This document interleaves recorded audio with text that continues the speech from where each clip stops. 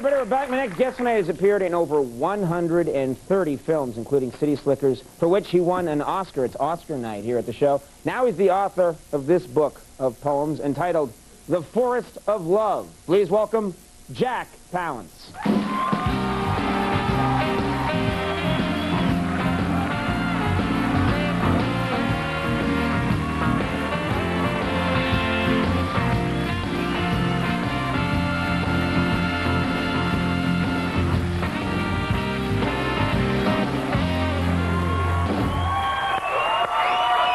Thank you very much.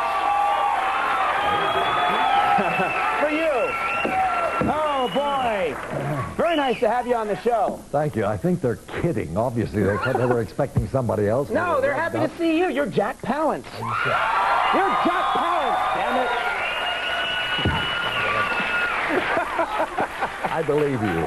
You know what? I want to bring this up because it's relevant, too, because Whoopi Goldberg was just out here. Yeah. But a couple of years ago, she was a presenter at the Oscars. You won. You got up there. And I think added to your incredible reputation by doing one-handed push-ups there, which all the world saw, and you must still be getting a reaction from that. What was it like at the time? No, I don't remember. Did Whoopi do them with me? Yes. She did 160 one-handed push-ups. Really? Yes, she did. Oh, one more than I did. Then she cleaned your clock, yeah. Right. Well, I mean, after you did that, that was seen by billions of people. What was the reaction from people?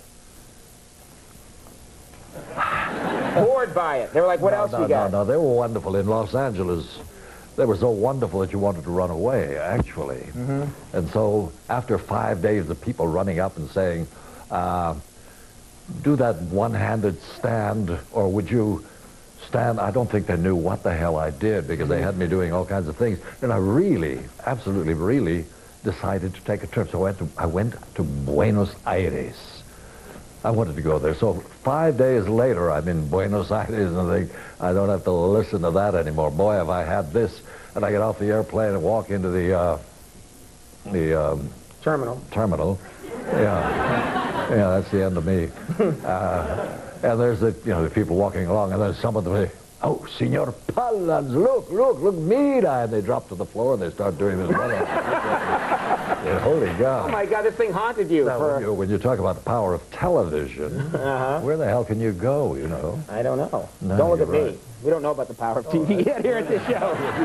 Well, there's a little place on 42nd Street. Yeah. Oh. Andy knows about those places. Never mind. Yeah, I saw him there one night. I had to help him out. Get him out of the place. I don't want to know about Andy's sordid life. Okay. Did you tell me about? Now it's Christmas time, and I asked Whoopi this. And this is the natural question to ask. But out there, did you buy a lot of presents yet for everybody in your family? No, I thought this year I'd allow them to buy me presents. So I'm going to sit back and collect all these things. You know what? What a terrible attitude to have about... What do you mean? You just are going to be there under the tree and I got nothing but bring it on, baby. You know, except for children, I decided that maybe a nice little check, signed, of course, that you give them this and this is fine. No, but it doesn't have that kind of heartwarming, you're there on Christmas morning like, oh yeah, I'm sorry. There we go. No. Yeah, I put this check in a box like this. It's decorated absolutely beautifully. You tear through these things and down there it says, I'll be back next year. You don't have that spirit going, that Christmas spirit, I'm afraid. Well, I haven't had a shot yet. We'll help you out with that too. Yeah. We take care of all that. Yeah. You have this tough guy image, which is well deserved over these 130 films, and physically you're also a big guy. I mean, I'm a very physically imposing and powerful man, but you intimidate me. You're a big guy, very strong guy. You were a boxer. This guy's very shy, isn't he? That's right. And you've got this tough guy image, but you've written this book of love poems. Yeah. And now, I got to say, I don't know you, but just from your image, that's very surprising. What's the reaction of people when they say, I wrote some love poems and I've published them? Well, actually, it's not love poems. It's a story one story in blank verse. Mm-hmm. And people look at me and say, you? Yeah, me. And I walk away, that's all. Mm-hmm. And, but when I get that kind of reaction, mm-hmm. I sell it to them at half price. Okay. Seriously, and so they come back, and if anybody up there wants to buy a book, the price is $44. I'll give it to you for $22.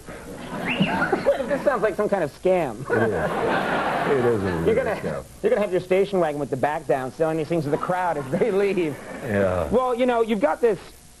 You know, I thought the best way to figure out or to get the essence of these poems across, and also take advantage of, you have an amazing voice.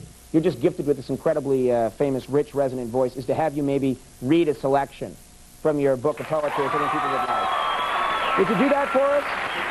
You would. Yeah. There's the lover boy putting on his glasses. You know, oh yes, I see it now. Kind of thing. Where the hell? Here we go. We got a little selection here somewhere. Let's see. He told me. Oh, it's this part right here, I think, that you said you would read, unless I'm mistaken. There we go. Oh, yes. Yeah, I like to help out. Okay. It's raining now, and I'm alone.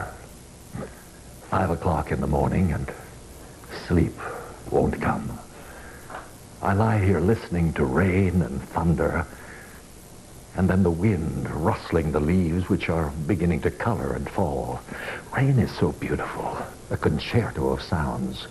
Thunder is the cymbals and the bass drum, accentuating wind instruments wild and driven, then soft and lovely, like your hands on my body.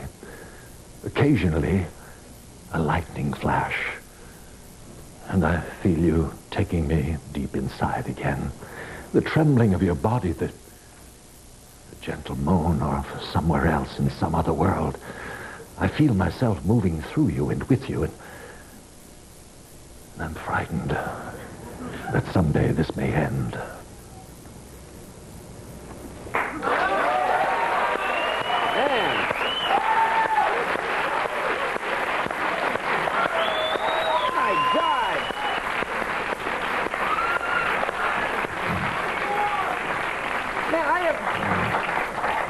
You really can sell a poem. You could have read out of the phone book right there. This time I'm trying, because it's my book. Incidentally, I think you've held up the book quite enough. No, I was going to say we didn't touch on that. The paintings are mine. All of the paintings. There are quite a few in the book and quite a few drawings. I take it the paintings are for sale separately somewhere. I've got. What do you mean somewhere? I've got them outside. I have a feeling we're all of us as we leave tonight are going to be offered one of these paintings. Conan, I'm going to send you one of them. Free of charge? Right. That didn't sound like a lot of conviction. No, free of charge. But of course, there's a little tax on it. Okay. Yeah. I'll write you a check. It'll be in a big box. The book is called The Forest of Love, and we were thrilled to have you with us. Jack Palance, best of luck with it, and thanks for coming. Take a little break. We'll be right back with Simply Red.